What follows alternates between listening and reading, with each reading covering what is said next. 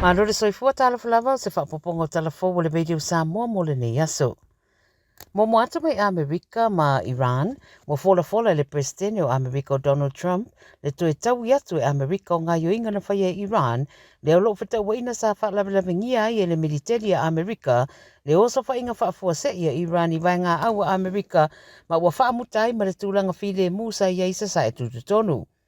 Pairo fo le militeri a Jordan i le Fox News, sa lato whana ina fo i lalo missiles e 5 na ta whana ane mai Iran i la solulu. Whai mai le US Central Command, mo lato tutu whaatasi nei ma vai ngā aua Saudi Arabia, le Mobilization Force, e whaapea ua toa lua sa furu tangata ua madidi uma lo te ena lava e Saudi Arabia, le toso i nane fua o lato i le vevesi rea asasa e tututonu.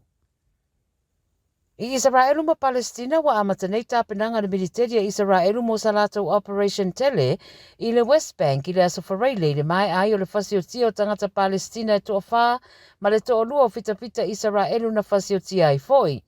Whai mai le militeri o se vaenga o tangata na oane i se nofuanga i le West Bank i se vaenga e na o Israelu e umawai na mafuai le bevesi. A o whaia tau ngā whana na lawewe ai i lātou e pe o na tā ua, ma whaate tele ai loa ma ve singa i rea wha ai tū o le West Bank. O le papolenga o nisi e fōlinga o le a mata fo i o na toe a matane nisi ve singa i rea wha ai tū ua tau maua fo i sina mapu mai vevesi sa iai mai tau sanga o tuana i atu.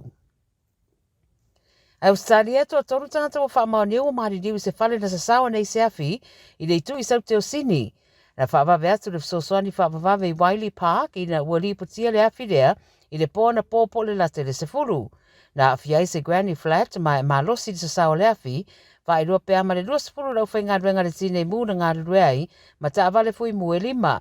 Whai mai leo tino maari riu ia e toru na mawai tonu le whale i na ua whaia la lātou suenga. E leo mawhai na whainua ina po oi tonu i lātou nei, e le i wha mautu mai fo i leo ni wha matalanga i wha te tauru lātou mātutua ma nisi tūlanga. Wha ngā soro nei suenga le mafua anga le awhi, au lo tāpena ina leo se ripote tu i nātu i le coroner. I New Zealand, e sidia mare se fulu tangata wa poeina ma leono tesi mare 5 miliona o le tau la au whasaina wa ave sea mai le maketi uri le mai au se osfa inga na whaia i le mai au leono masino ngā yo i ngā leo. Ta ua le tangata sue o Lindsay Pilbrow o lea ngā ruenga tā ua na tāpuni ai whale se fulu wha e tuto waila au whasaina i Rotorua. O le operation lea leo sa whai whaatasi mare immigration sa ngai i whale mautotongi o lo ua whao ngā e tuto waila au whasaina mai au fia i foi manikulupu sol tūla whono mai Vietnam.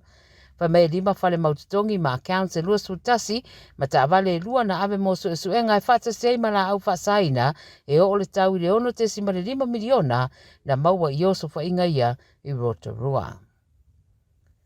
Ma le tala mulimuli ua suia alo ia nei ingoa le moto na uru ma ua whaingoa ina nei o Nauero e pe ona wholasia mai le whainga māloa le tunu.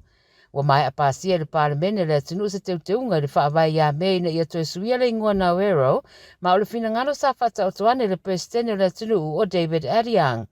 Wa mai a lātou e ui o le ingoa Nauru, wailo ai le tunu i le larangi a toa peitai, o le ingoa fau wa wha mamalu nei, e sana amana ia ai tū maanga le tunu ngā ngana mau lātou tupuanga. O Nauru po Nauru, o le tunu au pitora i titi tuto tasi, i le lalangi. Tala nā le Radio Samoa, a wā fo i lau whaaponga mai le nei fo iaso, o le amau fo i seisi whaapoponga le teimi whaapenei le aso a tai au, manuia tele lawa ngā ruenga o whenga iai.